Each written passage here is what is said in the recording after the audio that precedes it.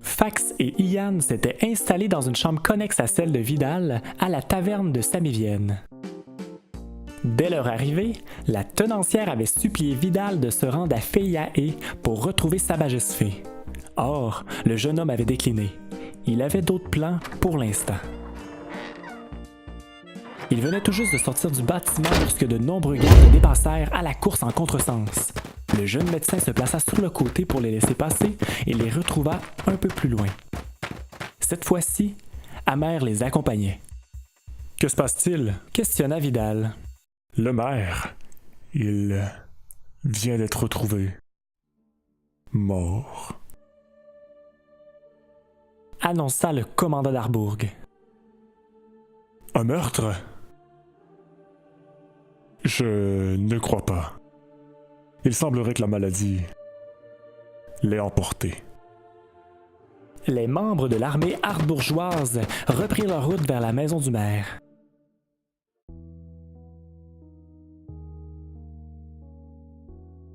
Le jeune médecin ne voulait pas s'immiscer dans ce moment triste et préféra se concentrer sur la première étape qu'il s'était fixée pour réunir la résistance. Retrouver son ami Quick. En effet, Vidal avait une très bonne idée de l'endroit où la souris pouvait se terrer. De plus, le cuisinier lui avait toujours donné de prodigieux conseils et il souhaitait ravoir son bras droit à ses côtés. Le second lieutenant sortit d'Ardbourg par le portail principal et se retrouva à travers les dizaines de tentes improvisées.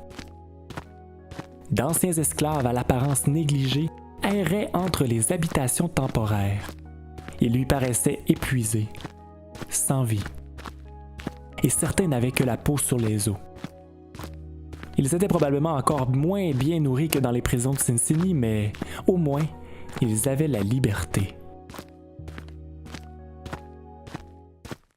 « Et vous? » Vidal se retourna et constata qu'une femme, probablement dans la vingtaine, l'interpellait. Ses cheveux bruns à la mâchoire étaient sales et gras, mais le jeune homme remarqua surtout ses yeux extrêmement pâles qui le perçaient avec arrogance. « Je sais qui vous êtes. Les Cincinnatiens vous appellent l'ange de la mort. Vous étiez présent lors de notre libération et maintenant, mon peuple veut des réponses. » Quel genre de réponse? Où se trouve la personne qui nous a libérés? Nous réclamons notre sauveuse. Nous avons été laissés à nous-mêmes dans ces plaines depuis que nous avons fui la capitale et... les miens perdent leur énergie à chaque jour. Nous avons besoin de revoir celle qui nous a donné espoir. L'aînée des Val-du-Cerf était bouche bée. Même lorsqu'elle ne le voulait pas, Prime avait le don inné pour créer des alliances et pour inspirer confiance avec son leadership. Malheureusement, celle-ci avait déserté et leur connexion magique s'était éteinte aussi rapidement qu'elle s'était faite. Je tâcherai de la retrouver le plus rapidement possible. Je vous le promets. Et elle se nomme Prime. Et vous? Ericane Alarcy. Je vous en prie, faites vite.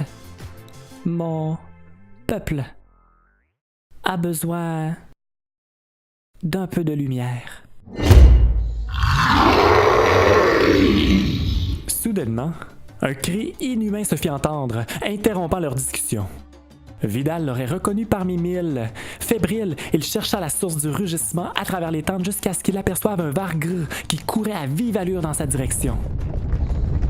Seigneur Doucet bondit sur son maître en plaquant au sol, fourrant son museau dans son cou. Le jeune médecin flattait son fidèle compagnon de tout bord tout côté.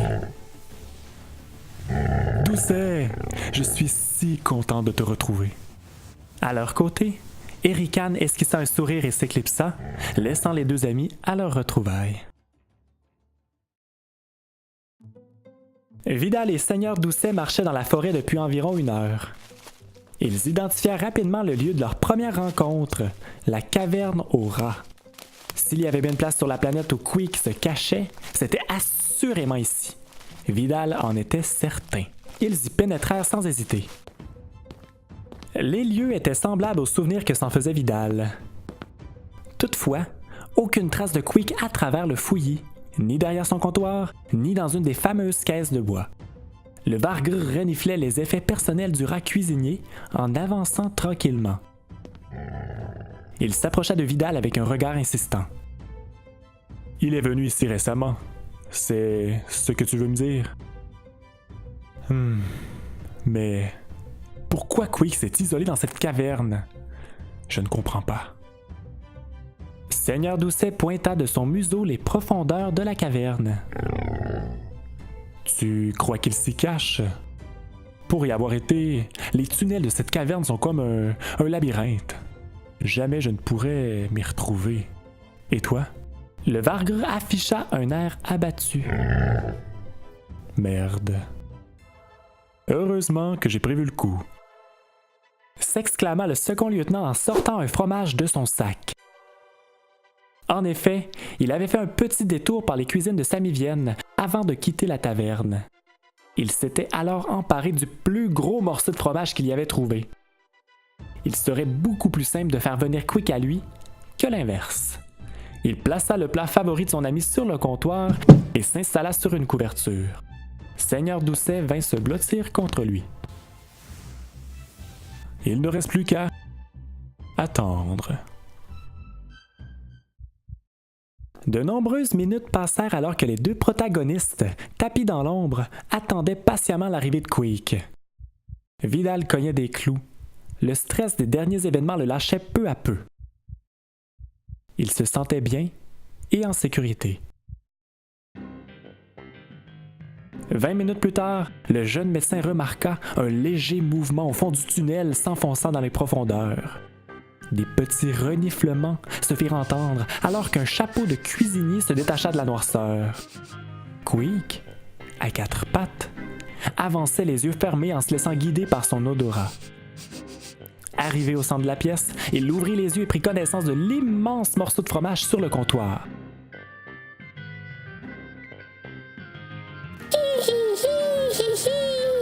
Je ne me souvenais plus d'avoir laissé traîner un corbelet d'Harbourg!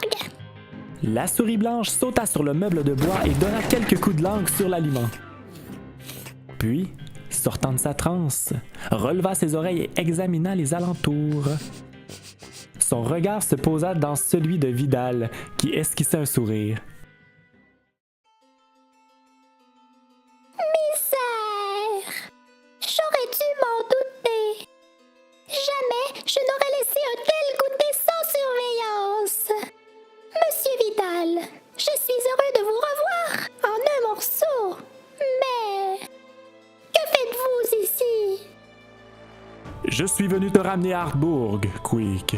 Je veux réunir la résistance et j'ai besoin de tes conseils. Je ne peux pas vous suivre. Malheureusement. Super, je vais avoir besoin de toi pour... Pardon? Qu'est-ce que tu as dit? Je suis lié à ces cavernes par un grand secret, Monsieur Vidal. Souhaites-tu le partager avec moi? Oui, je le souhaite. Mais vous devez me promettre de ne pas intervenir, de laisser les choses telles qu'elles sont. Je le promets, Quick. Tu mérites ma confiance après tout ce que tu as fait pour moi. Je vous remercie. Donc, voilà. J'ai kidnappé moi-même le fils du président. Le second lieutenant était sous le choc. Il tentait de détecter chez son ami une once d'humour, mais le rat cuisinier affichait un air sérieux et grave. Je ne comprends pas, Quick. Il est ici? C'est merveilleux! Cet otage pourrait être la clé à la fin de nos conflits.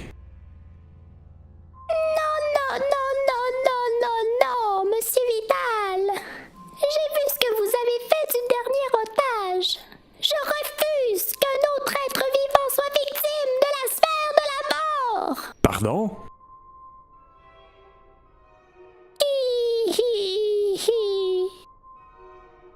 Je suis désolée, Monsieur Vidal. Si vous avez un autre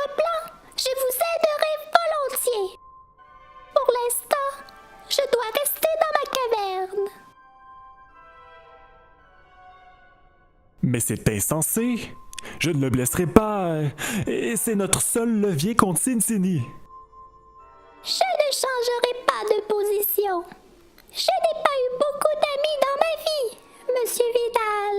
Mais je sais que je fais cela pour votre bien. C'est aussi cela, l'amitié.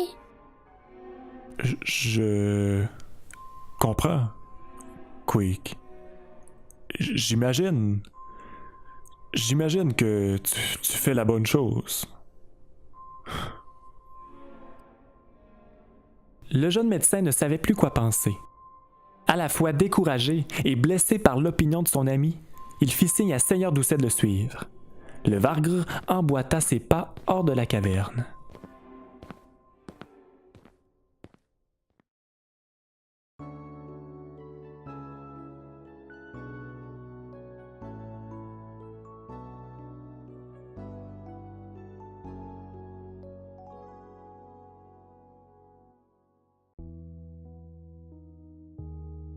Le lendemain, Vidal se fit réveiller par des cognements brusques à la porte de sa chambre.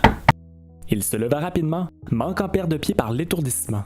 Les yeux encore collés, il ouvrit la porte à Amer Sandrin, qui affichait un air quelque peu paniqué. « Vidal, mon enfant, tu dois venir immédiatement à l'entrée principale du village. Une dame effrayante fait du grabuge et demande à te parler. » L'aîné des Val-du-Cerf ne put s'empêcher de penser à Prime.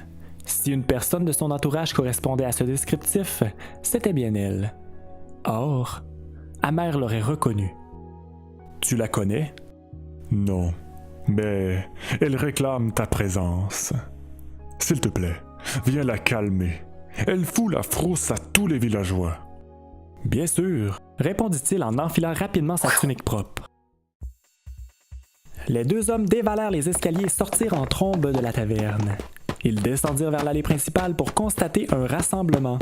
Près du portique principal où les mots « Bienvenue à Hardbourg » étaient inscrits en lettres majuscules. En s'approchant, Vidal reconnut instantanément celle qui était venue déranger la tranquillité du voisinage. Nulle autre que Malitia, l'ensorceleuse du marécage. Emmenez-moi, Vidal, ou subissez mon courroux. Hardbourg n'a jamais connu la peste. J'ai une souche bien fraîche à la maison qui ne demande qu'à être propagée. Oui, c'est ça. Fuyez avant que ma colère s'abatte sur vous. Vidal s'interposa entre elle et la dizaine de villageois apeurés qui tentaient de la repousser. En le voyant, la femme aux bras amputés cessa de gesticuler et le fixa d'un air provocateur. Il prit la parole avant elle. « Je croyais que nous ne devions jamais nous croiser, et vous voilà sur mon territoire. Que voulez-vous? » Les temps changent, Vidal. J'ai entendu parler de votre attaque contre Cincinnati. Une manœuvre digne de débutant. Il est vrai que cela ne s'est pas déroulé comme prévu, mais nous reviendrons plus fort qu'avant. Je travaille actuellement à réunir une résistance pour assurer l'indépendance d'Hardbourg. Amateur. Vous dépendez de vos sphères de pouvoir et n'êtes même pas capable de les utiliser correctement. J'ai toujours souhaité me venger du conseil de Cincinnati pour ce qu'ils ont fait à mes bras. Mais voudrais-je réellement me battre sous la bannière de faiblard? Démontrez-moi que vous êtes puissant, Vidal, et j'envisagerai de joindre vos troupes. Je possède plusieurs informations qui pourraient vous être utiles.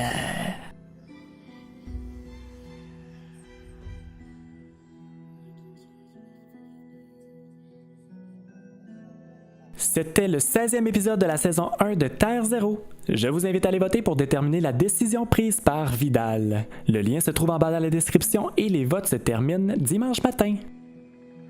En effet, l'ensorceleuse du marécage, Malitia, a fait une entrée provocatrice à Hardbourg. Elle souhaite joindre les rangs de la résistance, mais refuse de s'allier à un élu faible et sans cervelle. Vidal la convaincra-t-il avec ses compétences physiques, magiques ou intellectuelles? La décision vous appartient. Et expliquez-moi vos raisonnements dans les commentaires. Le prochain épisode sera diffusé le mardi 16 octobre à 20h. Fait que soyez au rendez-vous parce que vous serez encore appelés à faire des choix qui influenceront l'histoire. Pour être sûr de rien manquer, likez la page sur Facebook et abonnez-vous au Instagram et à la chaîne YouTube du même nom. Merci!